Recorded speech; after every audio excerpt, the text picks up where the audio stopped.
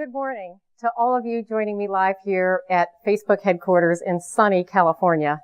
And good morning, good afternoon, and good evening to all of those who are joining us on this live broadcast today. I'm very excited to be with you today. My name is Terri McClements, and I'm the U.S. Human Capital Leader and the Global Talent Leader for PwC. And we're glad you're joining us to what proves to be a very robust discussion and topic that we hope that will continue throughout today and for many months and years to come. We've got hundreds, actually thousands of people joining us across the globe today. We've got 80 to 100 plus territories joining us in live conversations of webcasts on campus and with corporations to basically engage with this dialogue real time, alive. Today, we're really going to focus on one overall topic, which is about women and leadership. We can't just talk about women in leadership without recognizing the importance of the overall diversity that's important from an overall global business perspective. It's important that we bring all of our perspectives, whether it be men, women, different races, sexual orientation, different competencies and perspective, to ensure we're bringing our best thinking to solve the most important complex problems of society. So with that, as we think about the overall women in leadership discussion that we really want to drive into today, I thought it'd be good to share a little story. As I was thinking about coming out here, I have a PwC professional that I was working with inside our organization. And about 3 years ago, she approached me to say she wasn't sure what she was going to do from her overall career aspirations. She was doing phenomenal work inside our company and serving her clients extremely well. At the same time, she was contemplating having children. And she wasn't sure at that time, could she manage to balance both? Could she have a great career and also manage children at the same time? So she reached out to me, knowing that I also had 2 children at the time and was managing to have a fulfilling career and a rewarding personal life as well. So I gave her my tips for how I made it successful. It just so happens at that same time, there was a college commencement speech from Barnard College that had gone viral. And I encouraged that professional to not just listen to me, but to also listen to that viral commencement speech. That speech was delivered by Sheryl Sandberg. And one of the key messages in that conversation was, don't leave before you leave. And as I interpret that concept of don't leave before you leave, it means don't take yourself out of the game because of something that might happen to you, of the what-if scenario, but go in full bore to take advantage of all the opportunities that are ahead of you. So I encouraged her to listen to that, and I'm very excited to say that that speech inspired her to stay with us. And I'm even more excited to share with you that that person is about to make partner within our organization, and that is a huge step into the leadership organization of PwC. So, in addition to thinking about leadership as a role, at PwC, we also think about leadership as leading yourself and having the capability to drive your own career, your own trajectory. Leadership doesn't necessarily need to be a title. It's about how you take responsibility for yourself, and ultimately, when you're leading teams, how do you develop others on your team? So what I'd like to do right now is really get us into the topic of leadership and women, the real reason we're here today. And with that, I'd like to introduce Sheryl Sandberg, who is the Chief Operating Officer of Facebook. She's also the best-selling author of Lean In, Women, Work, and the Will to Lead. She's just also introduced a next bestseller, which will be a bestseller, Lean In and Graduates. And this book does a phenomenal job in terms of explaining the important things that are important to know from a college graduate perspective in terms of significant career transitions. So with that, I'd love to introduce Sheryl Sandberg on stage with me to help us have a conversation around career transitions from campus to college. Thank you. Thank you. Thanks, everyone. So I'm excited to have everyone here today. I know globally, I know it's different times of day for different people, but thank you for joining us for what I think is a really important conversation. So I wrote this book called Lean In because, and get ready for this shocker, the world is still run pretty much by men. And I'm just not sure it's going that well. I think what really is important in getting to the kind of leadership we want all over the world is that we have to not just aspire to have real leadership from all different people of all different backgrounds and genders, but also we need to talk about gender. Because what I saw, and I'm almost 45, so I'm way older than everyone here, but what I saw since I left college and came into the workforce is that progress for women in many ways really stagnated over the last decade, but no one was talking about it. I spent most of my professional career never mentioning the fact that I'm a woman, which I know shocks people because I talk about issues for women all the time now. But for most of my career, I never spoke about it because that is not how you fit into a man's world. I thought if you said you were a woman, the person on the other side of the table would think you were, complaining, whining, asking for special treatment, or worse yet, about to sue them. And I didn't want anyone to think any of that.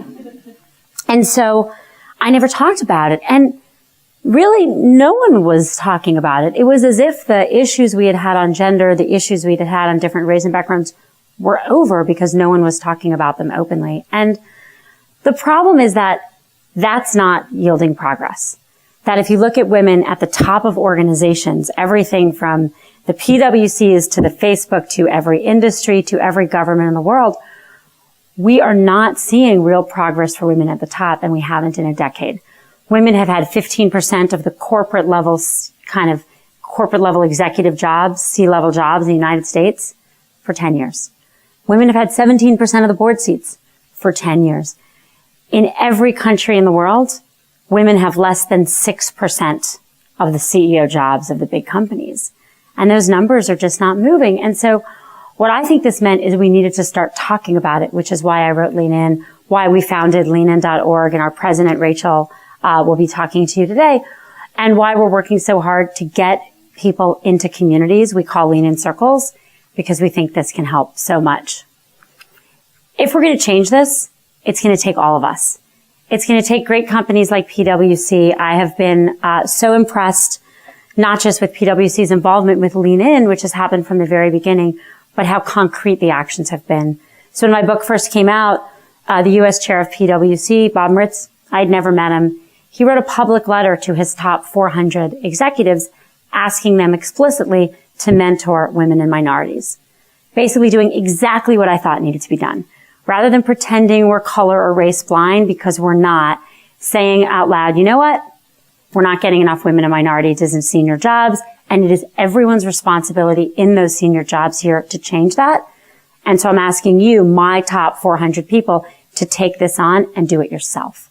And that was exactly the kind of corporate leadership I think is necessary, and I think we all need to do to put these issues on the table where we can deal with them. We need to understand the biases and the challenges people face.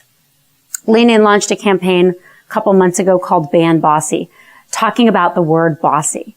But it's a really good example of what goes wrong for women, and it goes wrong all over the world. We never really call boys bossy, or very rarely, because when a boy leads, it's expected. But when a girl leads, it's negative. In fact, Lean In's now been translated into 27 languages. It's on its way to 40, so I've had a chance to think about this, the translations. And it turns out that every country in the world, every language, has a word or a phrase, which is the equivalent of bossy. It's the equivalent of a phrase or word which is basically used to tell little girls not to lead. A phrase or word that's almost never used for little boys, and it's completely universal. Those gender biases, unfortunately, don't stop at childhood, but they continue. My favorite latest story, not favorite because it's good, favorite because it's so clear, comes from a man named Ben Bars. He's a professor at Stanford. And he wrote an article talking about his experience because at 40, he changed from being Barbara to being Ben. So he went from being a woman to a man. And he said it was incredible. All of a sudden, everyone took him much more seriously. No one interrupted him. People actually walk up to him at conferences and say, "You are a much better researcher than your sister Barbara ever was." And so these expectations and these biases are so real. And they don't just hit gender, they hit race, they hit background, they hit nationality. And We have to talk about them. At Facebook, we have different affinity groups for people that come together, and there's an Asian American group and an Asian group, and I once saw them walking around. They all had buttons that said, I may or may not be good at math. Basically saying, just because I'm Asian doesn't mean I'm good at math. We all organize the world. There's a lot of information coming at us along stereotypes. And those stereotypes really fall on gender, on race, on background, on ethnicity, on nationality. And that doesn't give us the room to be the individuals we need to be. And so Lean is about conquering that. And so much of the work PwC is about conquering that.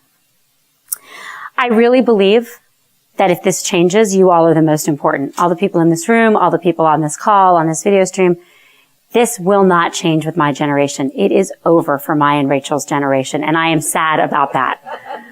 There's a lot of progress that can be made, but my generation is not going to get us close to 50-50 in leadership roles. But your generation can, because you are starting now. And so I'm going to share just a couple things I want you to know as you step into the workforce, as you graduate, as you finish your education. And then Rachel's going to come up and give you 10 tips that come from the recent work we've done for Lean In for Graduates on specific advice, and then lots of ways to follow up. So things I want you to know. I want you to know you have choices, and I want you not to limit yourself. Not to leave before you leave. I think you summarized my idea more succinctly than I ever have. But don't leave before you leave is exactly about not putting the brakes on yourself, not limiting yourself for sacrifices you don't have to make yet. It started at Facebook. There was a young woman many years ago who came to see me, and she was sitting right outside my desk, and she kept asking me all these questions. And I said, well, how do I do it? How do I do kids and family? And, I answered a bunch, and then a couple minutes later, I looked at her. They were coming so quickly. I said, do you mind my asking? She looked so young. Do you have a child? She was like, oh, no. I said, well, are you thinking about having a child soon? And she just started laughing. She's like, oh, I just graduated from college. I don't even have a boyfriend. But what was interesting is she was asking me all these questions, and she was making decisions in her current career about them. And what I said to her is, I've seen this so often. I promise there will be time for hard decisions for hopefully the men here as well as the women. There will be a time when you have to figure out what you can do with children. There will be a time when you have to figure out what you do as a parent, what you do as a professional. But that time is not now for almost all of you. And if you start out leaning back, you do not have the options. And I think it's really important for us all to understand that 70% of mothers in the United States and increasingly around the world work full time. So this is about, are you going to get paid the same as the men you're sitting next to? Leaning in is about giving yourself the option of having equal opportunity. And then if you want to step back, I fully support that. Lean In fully supports that. We just want you to do it then, not years in advance for a child you don't yet have. The world is not going to tell the women in this audience that you can do what men can do. I talk about careers sometimes as a marathon. You get to the front, start off. Women are equally trained as well as men. The gun goes off. What are the voices the men hear? Keep going. You can do this. It's very important. This is your, career. From the very beginning, women hear very different voices. They hear, are you sure you want to do this? Should you even start a marathon you may not finish? Don't you want kids one day? As the marathon continues, the voices for the men grow louder. You've got this. Keep going. And the voices for the women grow louder too. Are you sure you should be working when your child needs you at home? A question that's insulting in an economy where almost everyone needs to work. And so I've asked men and women around the world, professional men and women, if you're a man, raise your hand as a man if anyone's ever said to you, should you be working? I have never gotten a hand, ever, in any audience in any country in the world. I say to women, raise your hand if someone's ever said to you, should you be working? And all the hands go up. Similarly, to men, raise your hand if you've ever been told you're too aggressive at work. 5%. As a woman, particularly senior women, raise your hand if you've ever been told you're too aggressive at work, and all the hands go up. And so you are not going to get the right messages. Ignore them. Ignore them. Really believe in yourselves. Understand that you have options and you have choices, and don't limit yourself. You may choose to make different decisions later on. but start out really leaning in. The other thing I really want to say is don't do this alone. As a man coming into the workforce, as a woman coming into the workforce, whatever your background is, whatever challenges you face, don't go it alone because no one does anything alone. We also don't necessarily always need an older mentor to tell us what to do. In my life, they're great, but in my life history, my mentors advised me not to go to Google and not to go to Facebook. They thought Google was going away and they didn't really understand the Facebook thing. And if I had to listen to them, I wouldn't be here. And so your peers can be really effective. Probably the most important thing Lean In does is we help form Lean In circles. Small groups, we suggest 10, but it can be any amount you want, who get together to meet once a month on a program that we've designed. You can use the program, you cannot use the program. All that matters is you get together with a group of people and you commit to whatever ambitions you have together. And you check in regularly together so that you are going through this process, not by yourself, but with the support of people. I've had a chance to meet with our circles now all over the world, and I met last week with 8 women in a circle in Dublin, Ireland. And they're all 22 to 24, and they've all been in this circle for a year, and they've met religiously every 3 weeks for a year. And it's been amazing. 4 of them have gotten raises. 5 of them have changed their jobs, and all of them said that they're approaching their careers differently because they're checking in with that circle every week, every 3 weeks. And so be ambitious, lean in, and lean in together. Rachel Thomas, Lean In President. You have yours. As Sheryl said, you have so many exciting and important decisions in front of you. Who your partner will be, what your career will be like, what type of leader you'll become. Based on the book Lean In for Grads, which we released earlier this month, the team at Lean In pulled together our 10 favorite tips for graduates. We hope, like the book, they offer you some inspiration and some helpful practical advice as you embark on your career. If you spend any time at Facebook's offices, you'll see there's posters everywhere. And one of them reads, "Proceed and be bold." And that's our first tip. Adopt the mantra, "Proceed and be bold," for both your job search and your career. And this is so important for women. Men will apply for a job when they meet 60% of the criteria. For women, 100%. Ask yourself, who's more likely to get the job? The man who applies for it or the woman who doesn't? Exactly. So don't wait until you meet 100% of the criteria. Tell yourself you'll learn as you go, because you will, and jump right in. Apply the same principle at work. Be bold. Tell your supervisor, "I'm up for stretch assignments." Look for projects that will allow you to make a mark. Several years ago, I was an executive at a social gaming company. We hired 24 recent graduates to join our client service team. 6 months later, about half of them were still in client services. The other half had moved on into the organization into bigger, meatier jobs. And to a person, the difference was they had gone to another team and asked to take on a project, and they had told their manager explicitly, "I want to move up." This makes a difference. Tip 2, shift from a "what do I get" to a "what can I offer" mindset. Too often, particularly recent grads, are focused on what the company's going to do for them. Do not fall into this trap. We see it all the time. Instead, focus on what you can do for the company, how you can add value. Be explicit about your enthusiasm for joining. A mindset shift like this can make a big difference. It can make you stand out. In addition, at every step in your job search, look for opportunities to make a good impression. I'll give you 2 ideas. One related to your resume. Years ago, I ran a staffing agency that specialized in placing recent college grads. We saw so many mistakes on resumes that we eventually did an audit and discovered 98% of resumes had at least one error on them. That's 98%. Proof your resume fanatically. Ask a friend to do it. There is no excuse not to have an error-free resume. And when you're interviewing, Look for opportunities to go above and beyond what's expected. There's a great a great story in Lean In for Grads about a girl who went for an interview right out of school.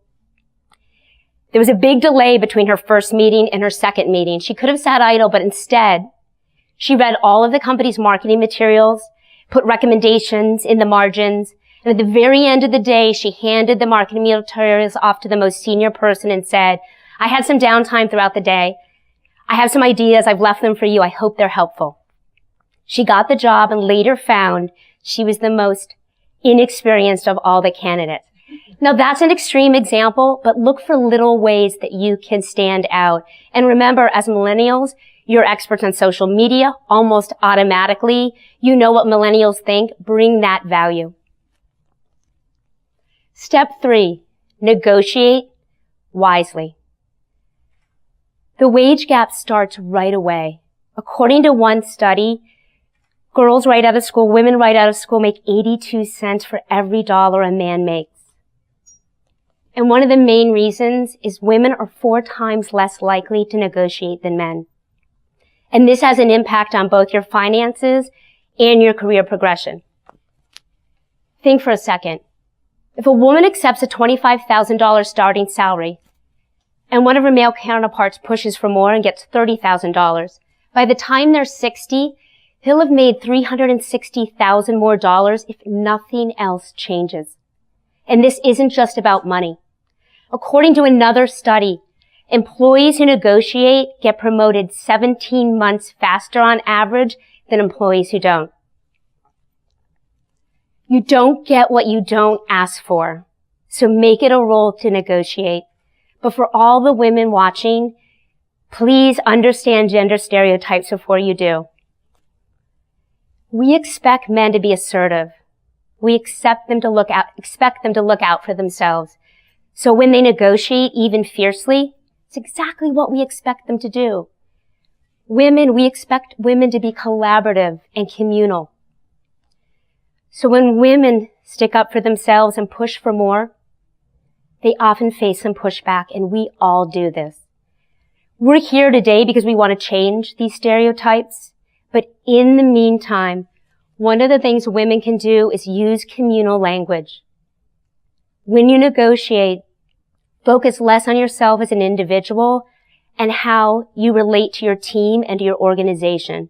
For example, if you ask for more money, you might say, if I join the team, I do my best to make us successful. It's important my salary reflects the skills and education that I'll be contributing. Move from I language to we language.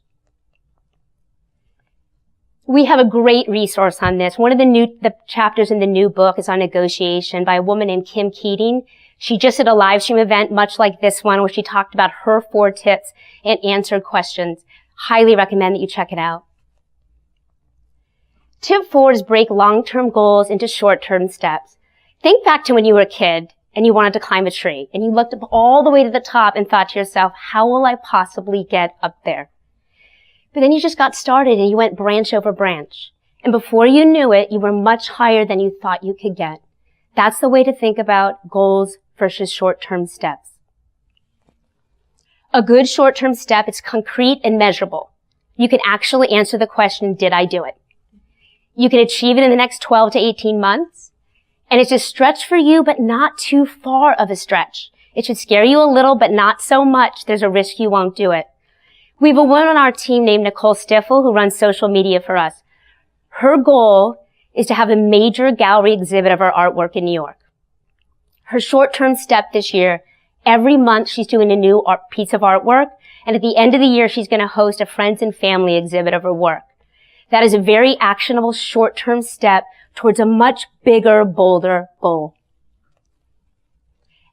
And no matter what your goals are, stay flexible and open to new experiences. Research tells us women are less likely to take risks, and that tends to hold us back. If an opportunity comes across your transom and it's going to help you build your toolkit, do it. Because ultimately, the more skills you have, the more likely you are to reach all of your goals. Tip 5 is my favorite. Sit at the table. It is hard to feel confident early in your career, and it's particularly hard for women. Men tend to overestimate their performance, and they remember it slightly better than it was. Women, on the other hand, tend to underestimate our performance and remember it slightly worse than it was. When men are successful, innate skills. Of course they did it. When women are successful, we often point to external factors like luck and help from others. You can't change the way you feel, but you can change the way you think and act. When you walk into a meeting and you don't feel confident, take a deep breath and remind yourself you've earned the right to be there. Sit at the table, use your voice, and I'm willing to bet you'll surprise yourself. And when you have a challenge come across, think to yourself, women, think the man next to me, he probably thinks he can do it. And guess what? He's probably right and you can do it too. The more you fake it and act like you're confident, the more confident you'll feel. And with confidence comes more opportunities. We have 2 great videos related to this. One is literally on confidence and how to act confidently even when you don't feel confident inside. And the other is how to accept feedback and really progress in your career, both by PwC, and I highly recommend you check them out. Tip 6 is all about listening to your inner voice. As you move from college to your career, that little voice inside your head, you all hear it, that tells you what you really think can serve as a powerful guide.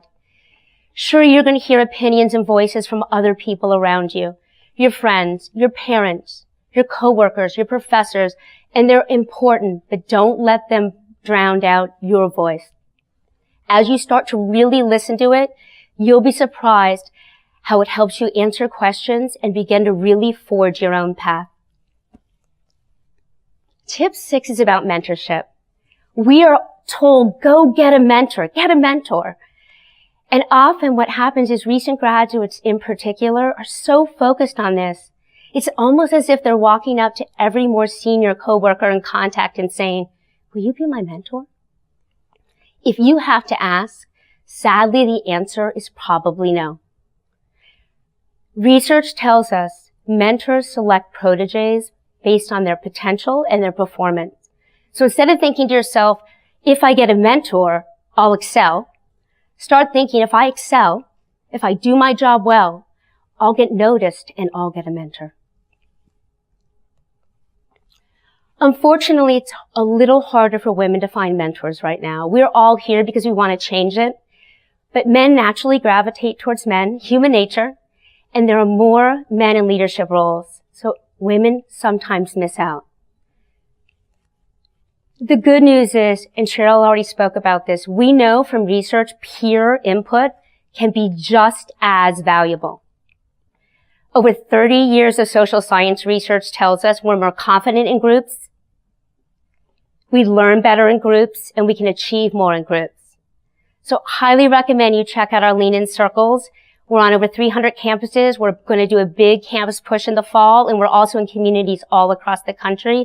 And I really believe that joining a circle can make a big difference. Almost daily, we hear a story from someone in one of our circles who asked for something they wouldn't have, went for an opportunity they wouldn't have because of the support of their circle. Tip 8, understand and challenge gender bias.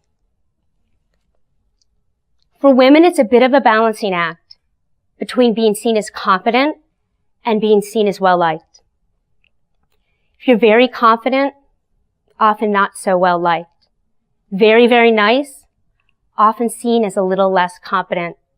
And the tricky part is you need to assert yourself to be effective, but yet you know that there's going to be some pushback, a little bit of a social penalty when you do.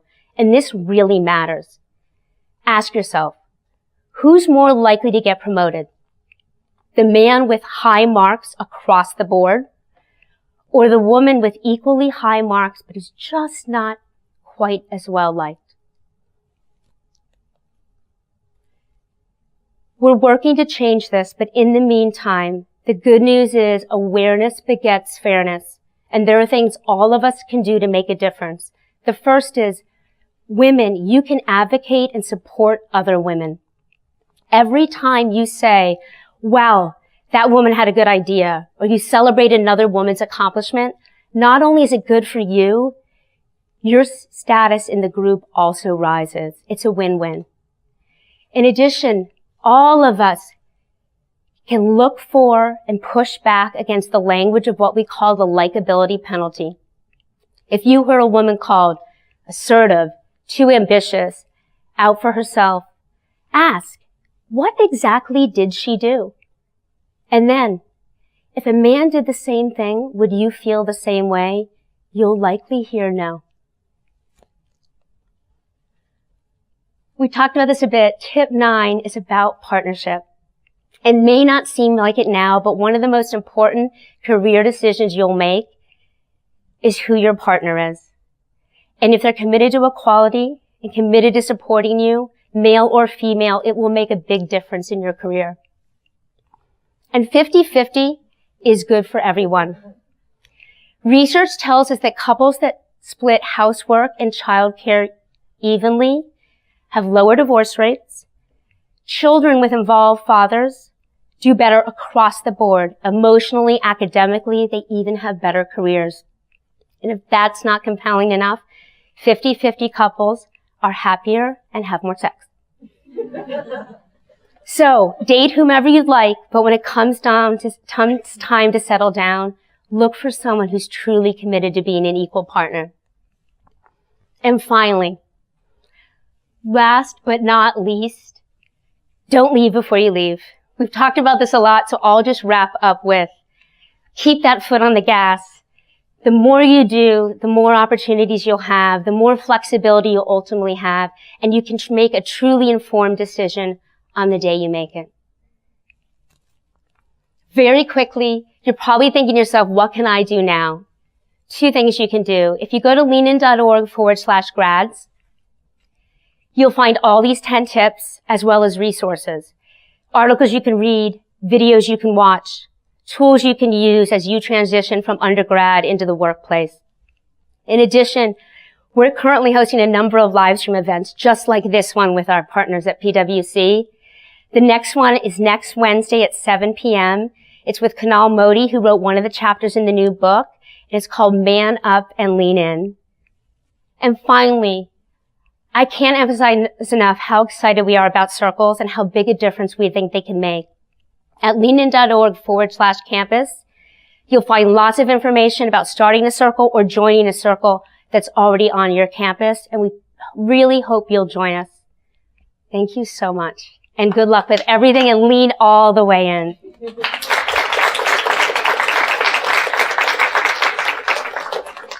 And now we're going to switch to Q&A. Thank you, Rachel and Sheryl, for that great conversation and dialogue around tips, the top 10 tips in terms of career transitions for women. And Sheryl, your opening comments and inspiration from the overall Lean In and why you started this were fantastic. So we'd like to get into some Q&A. And what we'd like to do first is we've got a question coming from a special guest, Sheryl. And that is our U.S. senior partner, Bob Moritz, who's hosting a live event today at Penn State. So he'll be doing a, dialogue following this webcast. And his question is as follows. As a future employee, how should I weigh the concepts of diversity and inclusiveness into my decisions about the career I choose and the organizations I may want to join after college? That's a great question. I think we know what the data says very clearly, which is that organizations that have more diversity, particularly in leadership ranks, but throughout, make better decisions and do better. They perform better. So I think as you look for where you're joining, you want to look for places that you're excited about what they do. You want to look for growth opportunities, but you also want to look for places that really value diversity because you know they're going to do better as well as be better places to work. So I think it's a really big deal. Great. Thank you. And now we'd like to turn to the live audience here at Facebook. And we are really thrilled, if you look at this group, to have men and women in this audience. So thank you, men, for leaning in to this conversation with us today. It's true. For any man at any of these events, Gloria Steinem says that if you attend just one one such event, you got to pass when the inevitable revolution happens. So this is a very good use of an hour. Very high return. But now they're thinking, Sheryl, it was really good that I chose to get up at 3 a.m. in the morning to get here. That's right. It's a very high return. I also have been known, when asked by women how to find the right men to date, for those who are dating men, to say, like, you should date the men who come to events like this. They've self-selected into being, great partners. So there are a lot of benefits to being a man on this call. Absolutely. Great. So we ran a contest, and the last month to get people to figure out how could they be here live to ask questions. So, people were asked to submit, photos on our PwC US Careers Facebook site, and to the theme of capturing what do you aspire to. And we then had people vote on what the best photo was in order to win an all expense paid trip to participate live in this event. And I'm very excited to have our next question come from the winner of that contest. So with that, can I turn it over to you to share our next question? Yeah. Hi, Sheryl. My name is Chahidi Bansal, and I'm actually from Penn State. So I'm very excited that Bob is there. So basically a little bit about my photo. I took it a few summers ago in Beijing, and I saw a man sitting on the ground. He didn't have any arms, and he was writing these intricate, beautiful Chinese symbols in paint with his feet. Wow. And that just inspired me so much because it showed how much of a positive thing he made out of an obviously unfortunate event. And that's a photo I submitted to Aspire to Lead. So this question comes from the UAE, and it's, what advice would you give to women in college who don't really know what they want to do with their career yet? Well, Sheryl talks in the book about your career being a jungle gym. And we talked a little bit today about being open to new opportunities, just kind of moving as you see opportunities. So as long as you're building your skill set, you're always on a good path. My joke is my career has been on different playgrounds. It hasn't even been on the same jungle gym. And again, I think if you're always challenging yourself and doing things that you're passionate about, you will find your way to a career that's really fulfilling. I think one of the challenges we have is that it's a hard economy. It's a hard economy everywhere. And we want people to be really ambitious and have big dreams, men and women, for what they want to do. That doesn't mean your early jobs will have that. And it doesn't mean any job will have that. Any job, mine today, Rachel's today, all of ours, has some good and some bad, and some things we love and some things we don't. We talk a lot, both at Lean In about Facebook, about playing high and playing low. I have a poster in my office here in my conference room, and it has like these two really dirty hands, and it says, the future belongs to those of us still willing to get our hands dirty.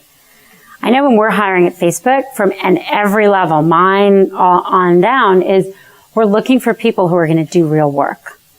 So, I do sales calls for Facebook, and I do them regularly, all the time. I don't just leave that to what is a very big sales team I run, but I do it myself. And I do it myself because I stay in touch with our clients. I stay in touch with our product needs. I know we're always looking to hire people who are willing to do the hard work. And so every job doesn't have to be perfect. And you're going to have to roll up your sleeves no matter what you do, but you can find enough in whatever roles you can get to learn and grow and get to where you're trying to go. So I think that's really great advice. And if you think about even the comment, Rachel, you made earlier as well, really establishing yourself and demonstrating that you can really do something helps you get mentors, advocates, and sponsors later on. So great advice.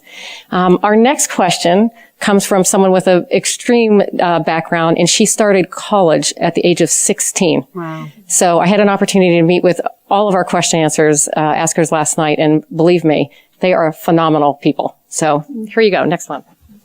Hi, Sheryl and Rachel. My name is Aisha. I was born and raised in Nigeria, and I've been living in Nairobi, Kenya for the past 5 years. In our more collective African societies, parents strongly influence what their children study. Science and engineering tend to be considered the most useful majors. I was wondering, what advice would you give to young women like me who want to convince their parents that leadership and entrepreneurship are valuable studies to pursue, especially in business?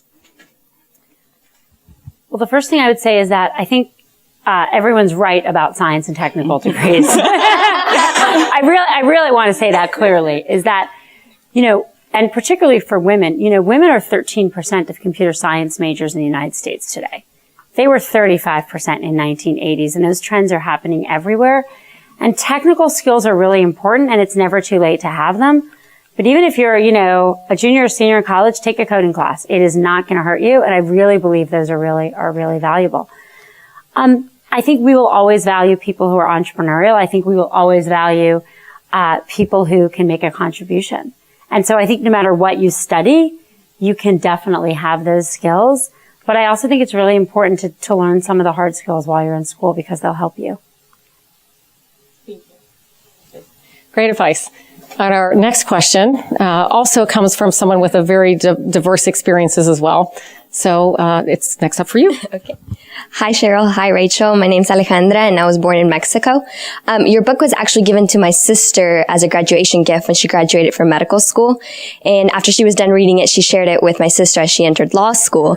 And then they passed it on to me as I entered undergraduate. So my question is, how have you seen your messages resonate in different ways across all professions and industries?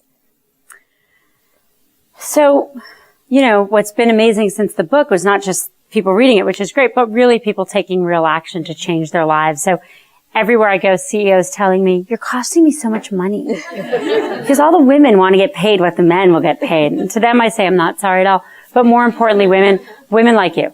Women believing they can study whatever they want, believing they can have great careers, believing they can have families and great careers, and taking steps to all the things Rachel said, sit at tables where they would otherwise sit in the back, apply for jobs, raise their hand, push back when they're told they're bossy or aggressive, help everyone understand that women can and have the same trajectory men can have. Again, probably the thing we've been most excited about is the pickup in circles. We're at almost 16,500 in 72 countries, and they're very active across college campuses. We have 310 campuses. And the way these circles happen is just like careers happen, person by person. One person, sometimes a man, often a woman, will usually start out and form one. On a lot of these 310 campuses, we have campus leaders, person or two or three who stands up like, I'm going to organize this for my campus, and they start those circles. We also see them in companies. And what we're seeing is actually even the process of starting and running and moderating those circles is often an entry-level kind of leadership role that someone takes on. All of a sudden, someone who wasn't leading anything is leading something on their campus, or we see young women within companies getting noticed and promoted because all of a sudden people are looking to them as leaders. And so again, no one does this alone. And so I think the best thing we can do to ensure people's career trajectory is get them into small groups where they're working on it together. So I really encourage people to take that step and join or start a circle because it'll make a big difference. And it's not just for women, it's for men. There are circles of all men. There's a circle at Harvard Business School for Asian American men because someone read the book and said, these are all the same issues or very similar issues that women face, that we face. And he wanted to talk about those. And there are lots of circles that are co-ed, which have a lot of benefits, as I've already discussed. But this isn't just about women taking care of their careers and trying to get to equality. It's about men taking care of their careers and having equality be part of that trajectory. Thank you. I was just going to say one of the things I love about the book, obviously highly biased, but I recently had my aunt, she's 65, visiting, and I went through the 10 tips with her. And she said, oh my gosh, these are things like I have felt, like I've kind of intuitively started to realize over the years. If I had only known earlier that like there's research behind this, like the stereotypes and the bias are real, like what I'm experiencing is very universal, that would have been so helpful to her. So that's one of the things I love about Lean In for Graduates and the original Lean In. It's just shining a light that a lot of the things that men and women are experiencing are research-based. These are real issues, and we can work together to overcome them. Great question.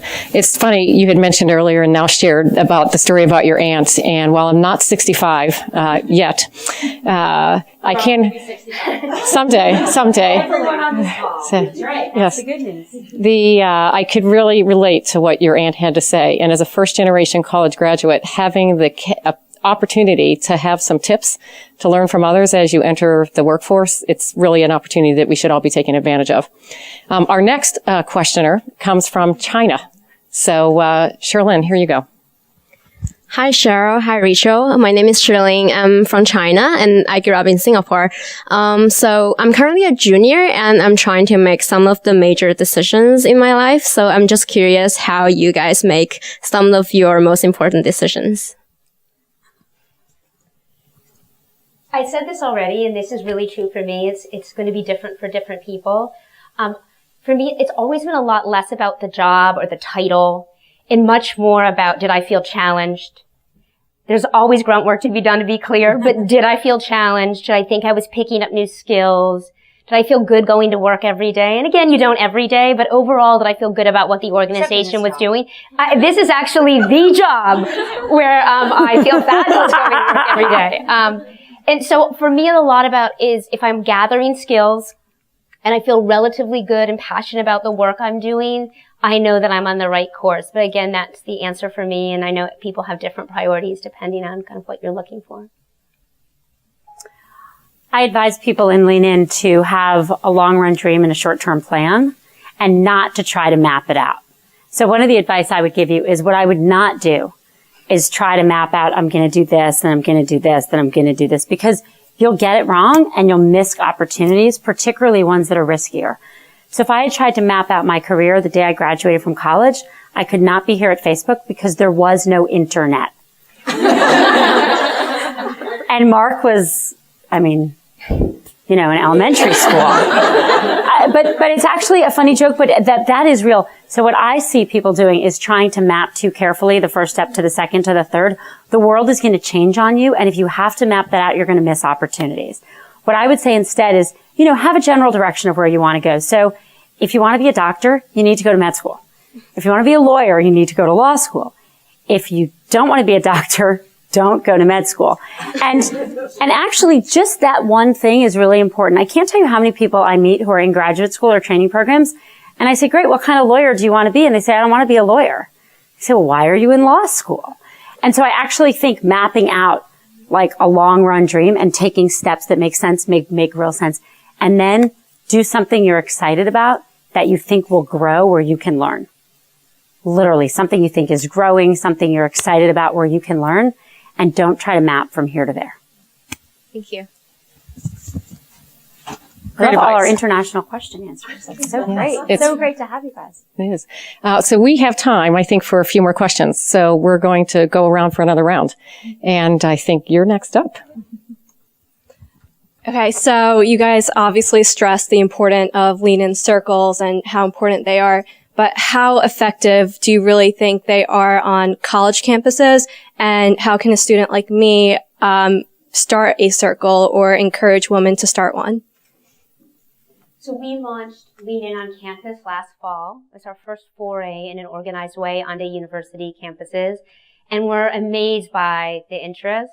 We're on over 300 campuses. And as I said, we're going to do another big push this fall. It is so easy to get involved. If you go to leanin.org/campus, you can find the campus community on your campus. Start one if there isn't. On many campuses there are. You can look for existing circles, start your own. Sheryl mentioned this earlier. We provide what I would call kind of a recipe book for your circle.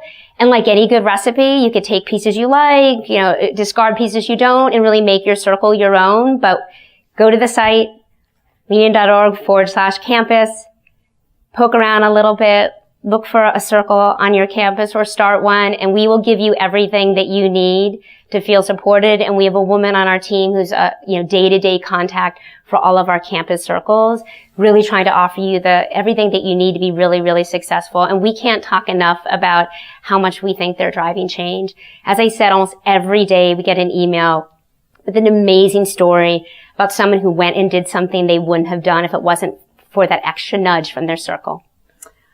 I think the reason circles work, or any group where you're being explicit about your goals, is that if you actually think about it, we don't really make commitments about our ambitions or our goals that are explicit, said out loud. It's hard to talk about. Even with close friends, when we're with close friends, we often talk about more personal things, right? And you don't really have a place other than in your own head where you're saying, here's what I want to do and here's why. And so giving yourself a place to be really explicit about that, but then support each other. So for example, some of our circles on campuses are doing mock interviews for each other as they prep for going to job interviews, or helping each other find people who have worked in industries so they can get the knowledge they need before an interview, or watching the negotiation video we offer and then doing practice negotiations. Having a set group of people to do that type of thing with makes it so it's not the kind of thing you never get around to doing, and makes a really big difference. Thank you. Very nice. Okay, so having a sense of community and talking with each other and supporting each other is really a big concept that I'm hearing from an overall perspective to help you get ahead. And I think also, Sheryl, just so that you that learning together. Yes. That's right. You know, adult learning theory is we learn better as in a group environment as adults talking about things. So bringing people together to learn together. And we do offer a lot of educational content on leanin.org, and more of it is for folks who are just at their same point in their life that you are, moving from campus into their careers. Great. Thank you. Our next question. Sheryl, women are obviously very interested in your messages. How can we get more men to join the conversation and lean into? It's such an important question. I never wanted the book or the organization to be only for women, and tried to be explicit about that up front. It's definitely about equality, and it definitely starts from a place of gender. So women have obviously been really involved, but men getting involved, everyone from Bob Moritz's PwC all the way through to men on campus have really mattered. In the new book, Lean In for Graduates, Kunal Modi writes a piece, and he talks about why as a millennial man, he just, it's a lot, millennial. He just graduated from Harvard Business School a few years ago, and he talks about how he thinks it's so important. I think the best way to get men involved is to help them understand that they shouldn't get involved as a favor to someone else. They should get involved because it's good for them. So as he writes, not just if you're a CEO, if you are an entry-level man doing a job in any organization of any kind, if you can work better with half the population, and in those early jobs, it does tend to be half and half, you're going to outperform because you're going to do better because you can do that. And so really being able to work better with women and help them overcome these biases is not just increasing his team's performance, but it's increasing his. As you go on in your career, that becomes increasingly true. On the personal front, again, men who come to these events totally improves their social lives. But it's actually a serious conversation. Children with more active fathers, no matter how active a mother is, no matter what income level they're at, do better at everything. Better emotionally, better in school, better professionally. And marriages, partnerships between men and women where they're more equal are in better shape. Now, for those of you who date, men dating men or women dating women, you're actually in pretty good shape on the whole 50-50 thing. Because it turns out that, but this is interesting because same-sex couples actually split things much more evenly on average. It's where gender comes into play, and it's not perfect, obviously, there's some differences, but it's where gender comes into play, that those assumptions just kick in, that children are a woman's responsibility and not a man's, which make no sense in a world where women are also working full-time. And so, socially for men, getting involved is going to lead to happier life, better partnership, stronger marriage if you choose to get married, and better results for your children, which I think all parents want. So, thank you. Great. That's fantastic advice. And as an organization, PwC, by 2016, I'm really struck by your comment on millennials. We will be 80% millennials. So having that fact, right, to help people think about how can I really get engaged is really important. Yeah. I think we have time for one last question. And so I'm going to go over to Alejandra. Okay, so this question comes from the web. What are the most important steps women can take to support each other as we enter the workforce? Well, one of the things I mentioned earlier is women advocating other women is very powerful. So not only when you support another woman or celebrate her success, does she look better, it actually makes you look like more of a leader within the group as well. And it's hard for women to promote ourselves. If we overly promote ourselves, there can be some pushback. But you can celebrate other women as openly and aggressively as you'd like. In fact, I recommend getting a work buddy as well, which is, someone who you tell each other what your goals are, you push each other. Maybe even in meetings you have little signals like speak up a little bit more or, go for it, but really get someone who you're teaming up with to help you as you push through your career. And then we've said it so many times, but getting together as a small group and discussing the issues that you're facing can be very powerful. I've been struck by how many circles I've been invited to participate in where a young woman tells a story and you can tell she feels very alone, like she's the only person dealing with this or she's the only person thinking about it, and the rest of the circle says, oh my God, I had something just like that happen, or I've had the very same experience, and they're learning from each other and each other's shared experiences. And so I think that can be incredibly powerful as well. And then also just educate. As I mentioned, my aunt's 65. A lot of the things that we all experience related to bias, there's so much written. If you go read, it's amazing how much you learn. And a lot of the things are very easy to sidestep. As we said, awareness begets fairness. Great. Thank you. So it's a perfect note to end on. Thank you to PwC for organizing this. Thank you for all of you who are coming. And please know that change happens person by person, that if we get to equality, it will be this generation, the lean-in generation, that does this. And that means each and every one of you. So as you take a step forward, as you as a man speak out for a woman or speak out for yourself, as you as a woman take a job, reach for an opportunity, you do this not just for yourselves, but you do this for all the women who are right next to you and all the women who will follow. So we're grateful for all you're doing. Congratulations, everyone. Thank you, Rachel. Thank you, Sheryl, for engaging in this terrific conversation today. And I want to say thank you as well for everyone who's participated live in the studio with us today and on the broadcast.